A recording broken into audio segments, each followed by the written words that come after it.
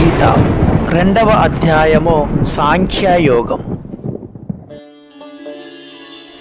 దేహి నిత్యమవధ్యోయం దేహే సర్వస్య భారత తస్మాత్ సర్వాణి భూతాని నత్వం శోచితుమర్హసి.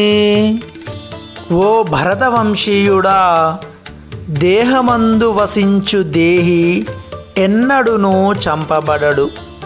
కావున ఏ జీవిని గూర్చియు నీవు దుఃఖింపనవసరము లేదు.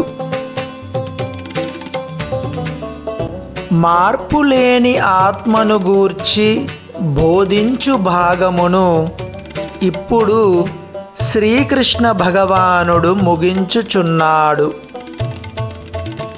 అనశ్వరమైన ఆత్మను గూర్చి అనేక విధములుగా వర్ణించుచు ఆత్మ నిత్యమైనదనియు దేహము తాత్కాలికమైనదనియు భగవానుడు నిరూపించెను.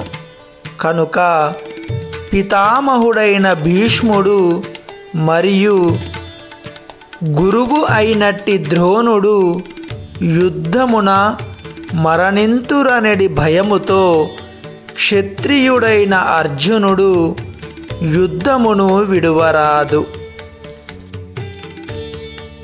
శ్రీకృష్ణుని ప్రామాణికతపై ఆధారపడి దేహమునకు అన్యముగా ఆత్మ కలదని ప్రతి ఒక్కరూ విశ్వసింపవలెను. ఆత్మయనునది లేనే లేదనియు లేదా రసాయన వస్తువుల పరస్పర కలయికతో ఏర్పడు ఒకానొక స్థితిలో జీవము పుట్టుననియు భావింపరాదు. ఆత్మ నిత్యమైనను హింసను ఎన్నడూనూ ప్రోత్సహింపరాదు. కానీ యుద్ధ సమయమున దాని నిజమైన అవసరము కలిగినప్పుడు మాత్రము దానిని త్యజింపరాదు. అట్టి అవసరమును యథేచ్ఛగా కాకుండా భగవానుని ఆదేశము పైననే సమర్థింపవలెను.